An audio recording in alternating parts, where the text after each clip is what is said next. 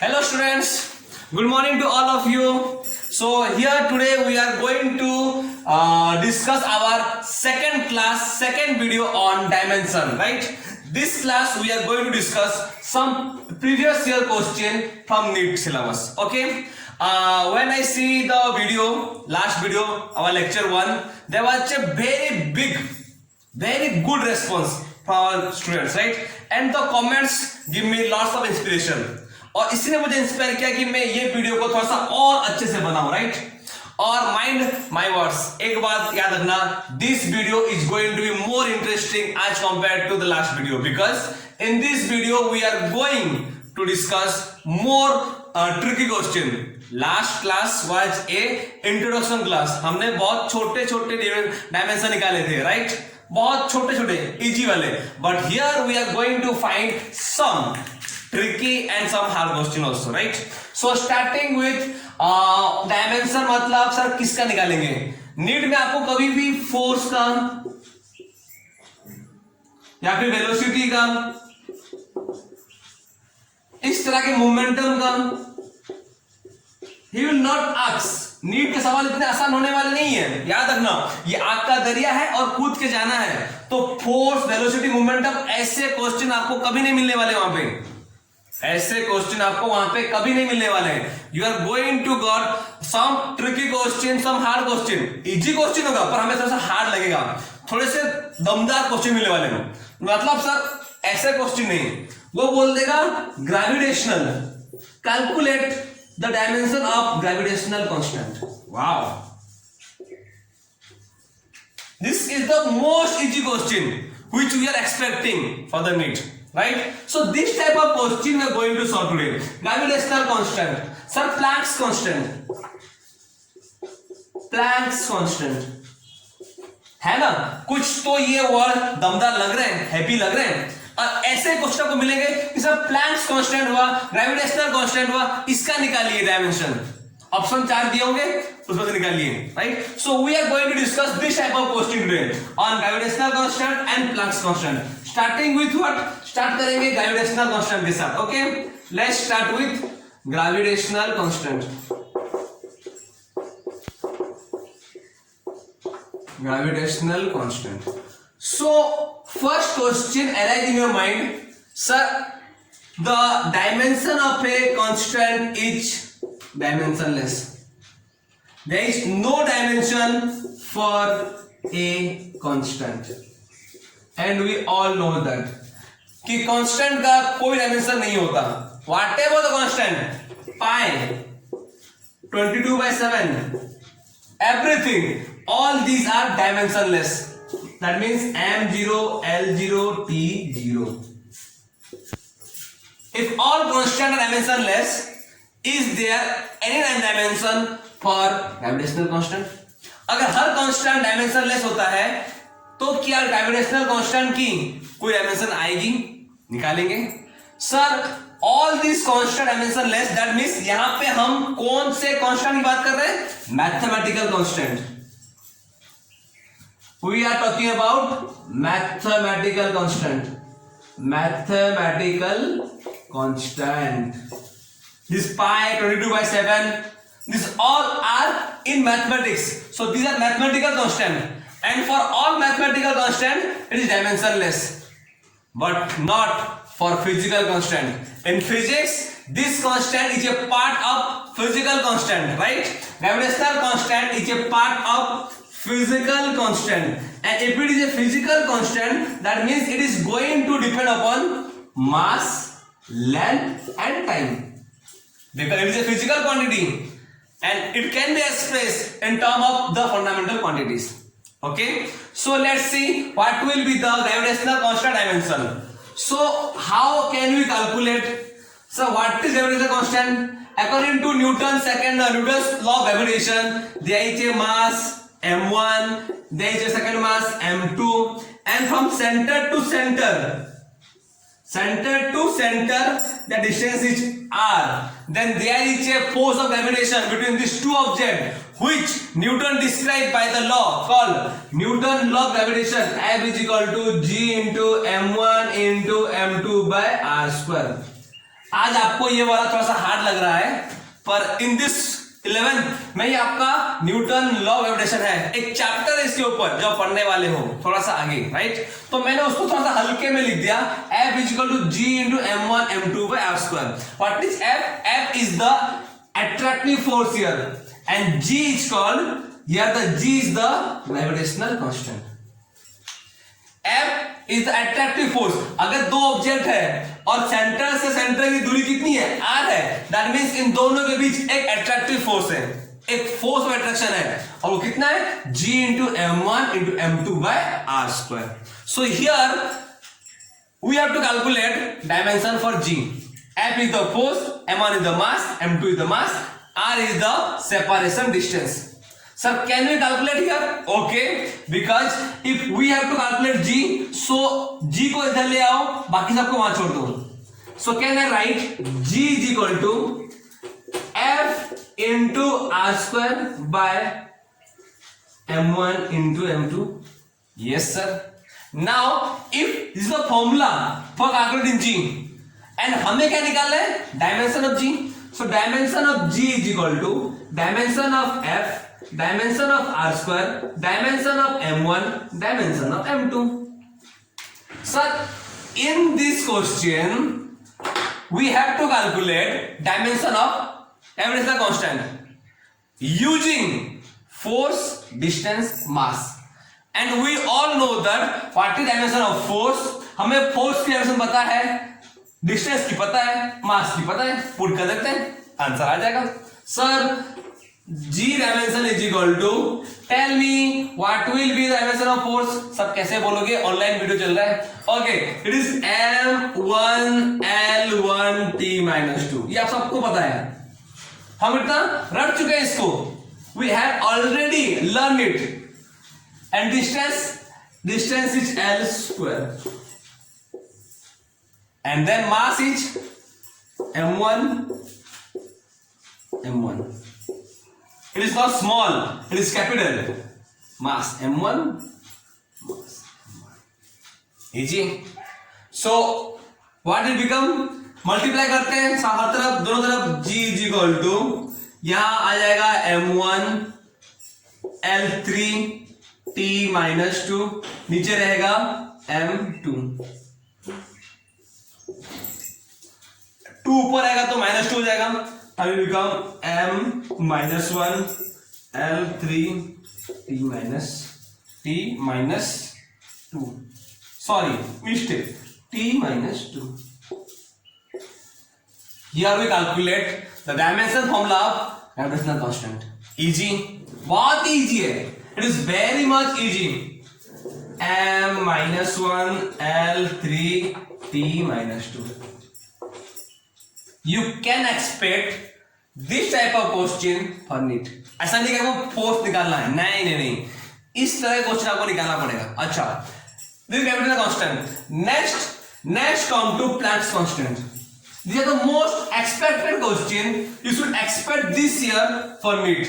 क्योंकि जिस तरह का कोरोना का जो पेंडेमिक फैला हुआ था, तो हम लोग एक्सपेक्ट कर सकते हैं कि थोड़े बहुत इजी क्वेश्चन आ जाए, राइट। Next, Planck's constant. ये नहीं कि हम इजी क्वेश्चन डिस्कस करने वाले हैं, हम हार्ड क्वेश्चन भी डिस्कस करने वाले हैं आज की क्लास में। I am not going to tell you only about the easy question, because we are going to discuss some important and some hard question also today, right, जो लगेगा कि भाई कुछ तो है इस क्वेश्चन में। Planck's constant. अच्छा, प्लैंक्स कांस्टेंट क्या है? According to Planck's, he says that energy is proportional to frequency. E stand for energy, B stand for frequency. Which energy? Sir, light energy. We have to discuss on light energy depend upon the frequency. So energy depend upon frequency, and इस proportionality symbol को उठाने के लिए he multiply a constant here, and this is called Planck's constant. This is called Planck's constant, and you are going to calculate dimension of Planck's constant. How? H को उधर छोड़ देते हैं, सबको इधर ले आते हैं. That means H is equal to energy by frequency. So dimension formula of Planck's constant is equal to dimension formula of energy by frequency. Frequency, sir, frequency means 1 by a time period. That means t to the power -1. Yes, sir. Energy, sir, energy means work. Work means force into distance. That means m1 L2 t minus 2. m1 L2 t minus 2. Put it here. m1 L2 t minus 2 by t minus 1. Now calculate. What are you getting? आपको क्या मिल रहा है? It will become m1 L2 this -1 ऊपर जाएगा तो +1 t -1. This is the dimensional constant of dimension of Planck's constant m1 L2 t -1. Easy है ना? Write this type of easy constant which sounds like a heavy words. आपको ऐसे constant का ही निकालना पड़ा डायमेंशन, राइट? अच्छा, let's go to some special features of dimension. Some special features of dimension. यहां पे आपको बहुत सारे क्वेश्चन मिल जाएंगे. पहला सवाल, बचपन से आज तक हम लोग कुछ करते आ रहे थे, एडिशन सब्ट्रैक्शन करते आ रहे, राइट? उस पे एक सवाल है, have you ever subtract force with distance to get force? Sir question का मतलब कभी आपने 5 न्यूटन -3 मीटर करके 2 न्यूटन निकाला है आज तक? मतलब कभी फोर्स को डिस्टेंस से माइनस करके फोर्स निकाला है? Is this correct statement? No sir. Okay, have you ever subtract 5 kg -3 newton to become 2 kg? नहीं ना, because always the operation subtraction addition operation are always take place between same quantity, right? हम क्या करते आ रहे थे? 5 metre -2 metre is equal to 3 metre. ये सही है क्योंकि यहां पे सब कुछ सेम यूनिट में है. Yes sir. 10 newton -8 newton is equal to 2 newton. ये भी सही है सर, बिकॉज यहां पे सब कुछ सेम यूनिट में है. 15 kg -3 kg is equal to 12 kg. It is also correct because all are in same unit, same dimension. That means एक चीज सीखने को मिल गया, you can't subtract or add between two different units or dimension. यहां पे आप जो भी चीजें ऐड कर रहे हो हमेशा सर यहां पे फोर्स के साथ डिस्टेंस ऐड नहीं कर पाओगे या माइनस नहीं कर पाओगे. You have to subtract force with force.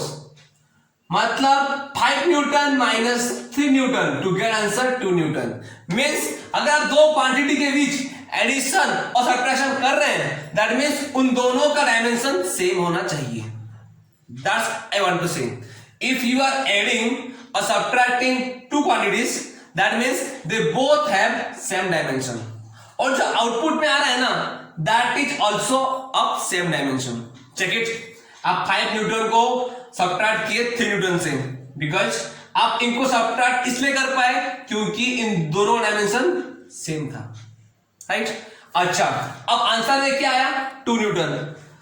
2 Newton जो आया वो भी एक फोर्स ही है, मतलब इन दोनों डायमेंशन सेम था और जो आया वो भी डायमेंशन सेम ही है, राइट? यही चीज समझाना था कि सर आप जब सब्ट्रैक्शन एडिशन कर रहे हो, जब दो क्वांटिटी के बीच ये कर रहे हो, उन दोनों का डायमेंशन सेम होना चाहिए, वरना आप एडिशन सब्ट्रैक्शन नहीं कर पाएंगे. ओके, इसको थोड़ा सा बेटर वे देते हैं. इसको थोड़ा सा बेटर वे समझाता हूं सर. सपोज मैंने लिखा है distance -x is equal to result. यहां पे ध्यान से देखिएगा, एक ही नोन है, distance -x is equal to result. अच्छा, और पूछेगा calculate the dimension of x. ऐसे क्वेश्चन होते हैं. Distance -x is equal to result. Result में कुछ तो आया होगा, आउटपुट बोलते हैं, right? You say output and the question will be what will be the dimension of X. Suppose आपको पता नहीं एक्स क्या है, पता नहीं है, how can you find out. Suppose you know ना this is the distance means dimension will be L1 and this is unknown quantity, और ये इससे क्या हुआ है, सब्ट्रैक्ट हुआ है। अगर ये इससे सब्ट्रैक्ट हुआ है मतलब इसकी भी dimension will be same as distance, otherwise ये सब्ट्रैक्शन नहीं हो पाता। अगर ये यहां पे सब्ट्रैक्ट हुआ है दैट मींस इसकी डायमेंशन इससे सेम होगी, तो कितना होगा sir, this is also L1। Definitely distance stand for length, if x इससे सब्ट्रैक्ट हुआ है तो इसकी भी डायमेंशन क्या होगी, लेंथ ही होगी, क्योंकि आप फोर्स को यहां पे सब्ट्रैक्शन नहीं कर पाओगे। और जो आउटपुट पे आया रिजल्ट, इसका डायमेंशन क्या होगा, लेंथ ही होगा, L1। देखा, अगर आप दो क्वांटिटी के बीच एडिशन सब्ट्रैक्शन कर रहे हैं तो दोनों का डायमेंशन सेम होगा, और जो रिजल्ट में आया है ना उसका डायमेंशन सेम ही होगा। फॉर एग्जाम्पल सर अगर मैं 6 मीटर माइनस डेक्स करता हूं, आप जिसको माइनस करने वाले हो वो भी तो लेंथ ही है ना, मतलब 2 मीटर, मतलब इसकी डायमेंशन इसकी सेम है, और जो आंसर में आया है 4 metre that is also length. देखा, आपको ऐसे ट्रिक यहां पे यूज करना है सॉल्व करने के लिए। दिया होगा डिस्टेंस x अननोन दिया होगा जो निकाला होगा, और पूछा होगा x निकालो। अच्छा,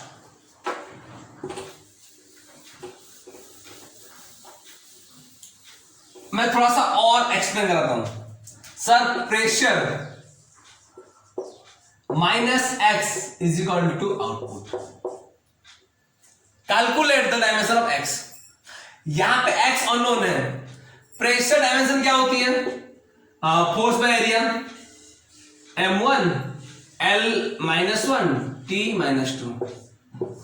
अगर आपका x प्रेशर के साथ सब्ट्रैक्शन हो रहा है that means it must have this same dimension.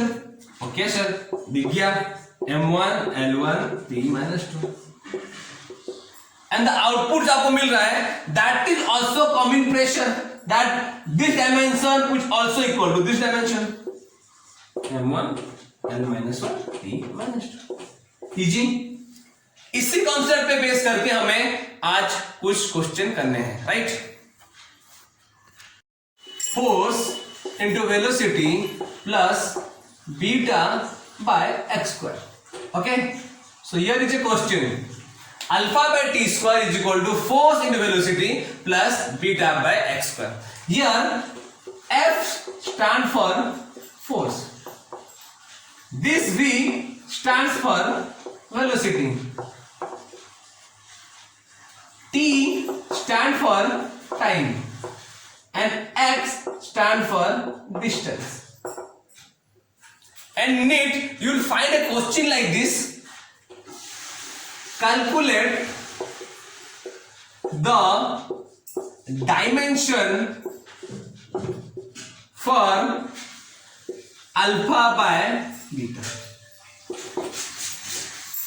It has twisted the question को थोड़ा सा ट्विस्ट कर दिया है, थोड़ा सा घुमा दिया है, और कुछ नहीं। और यहां पे आपको दिख रहा है कि सर यहां पे सिर्फ दो ही, you had only 2 unknown quantity here, what was that, alpha and beta. And in the question you have to calculate, first we have to calculate dimension for alpha and beta, then we made the ratio of alpha and beta, right? In question in need you will find that calculate the dimension for alpha and beta, okay? But for our convenience हम कैसे solve करेंगे, हमें दिख रहा है sir पूरे question में force का डायमेंशन हमें पता है, लिख दिया मैंने, वेलोसिटी डायमेंशन हमें पता है, टाइम का पता है, डिस्टेंस का पता है, जो पता नहीं है जो अननोन है वो अल्फा और बीटा ही है। और सर यहां पे हमें क्या करना है, पहले हमें we have to calculate the dimension of alpha and beta first, then we will make the ratio. Okay, so start with me. इस तरह क्वेश्चन आपको एक्सपेक्टेड नहीं, यही क्वेश्चन आपको मिलने वाले हैं। डायमेंशन से ऊपर आएगा तो अगर डायमेंशन से कुछ क्वेश्चन पूछ रहा है अगर नीट में तो इस तरह के क्वेश्चन पूछेगा, ऐसा नहीं कि सिर्फ बोलेगा फोर्स का निकालो वेलोसिटी ना, ऐसे बना देगा और पूछेगा calculate the dimension of this unknown quantity. Sir कुछ दिख के लग रहा है ना कि कुछ हार्ड क्वेश्चन है, डेफिनेटली कुछ हमें कुछ यहाँ पे कैलकुलेशन करना पड़ेगा, बहुत इजी है, राइट। सपोज स्टार्ट कैसे करेंगे, हम पहले निकालेंगे बीटा के लिए, okay. We are going to calculate the dimension for beta, okay. Start with me, okay.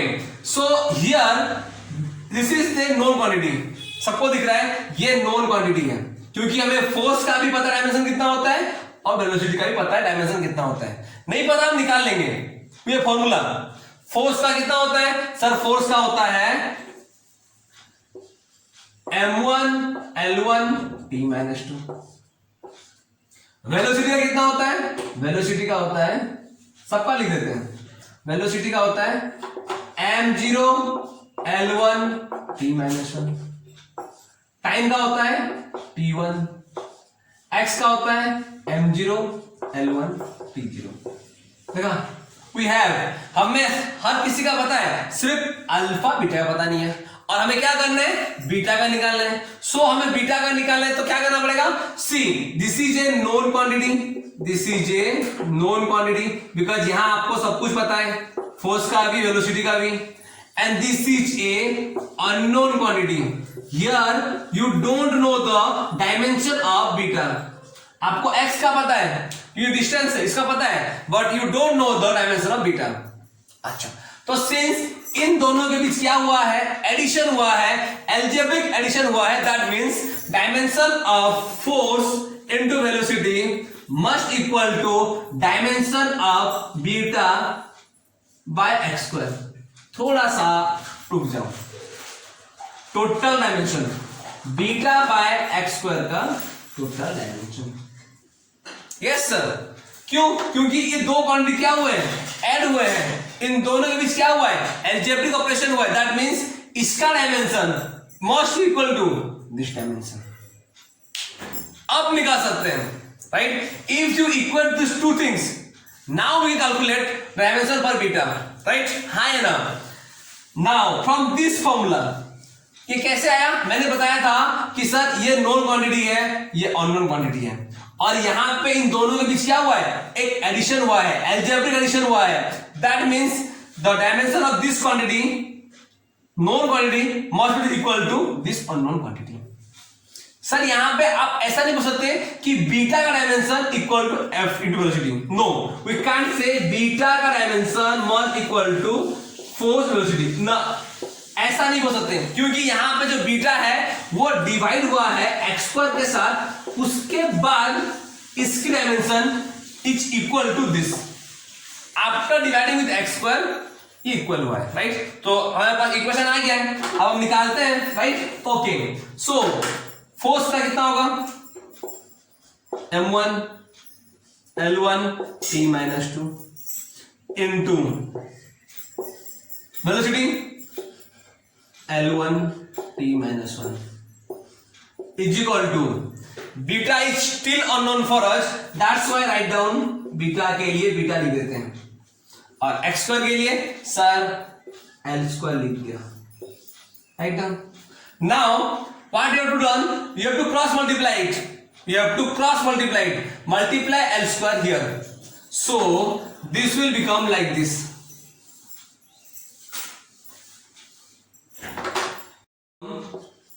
force m1 L1 T - 1, velocity L1 T - 1 into L square multiply here, L square will multiply here, and this will give the dimension of beta. Easy. Now it's become very easy. Calculate here. M, no more M is there. M1, L1, 1, 2, 4. L4, T - 1, T - 2. This will be the dimension of beta. You can also check it out. You can also check it out also. Hey, one second.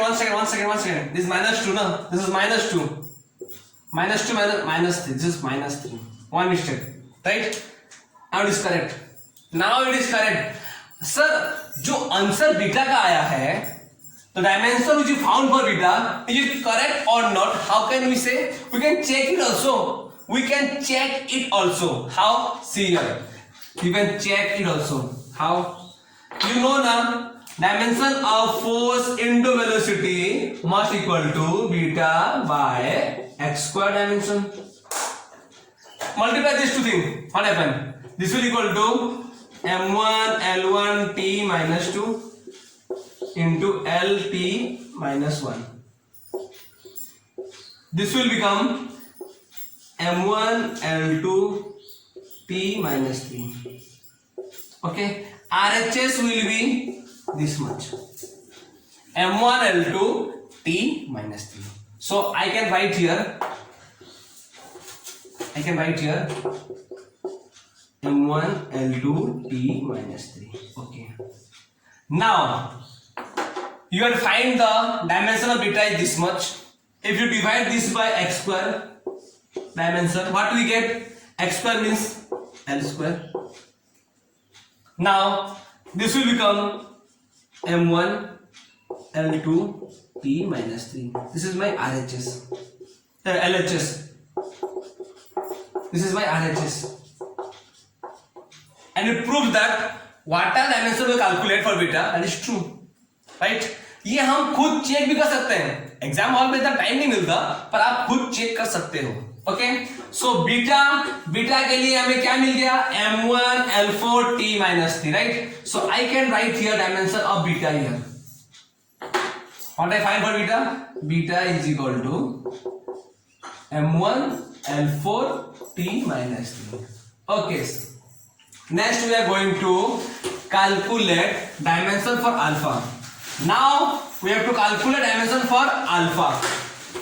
Okay, for alpha is something like this. See here, this is a known quantity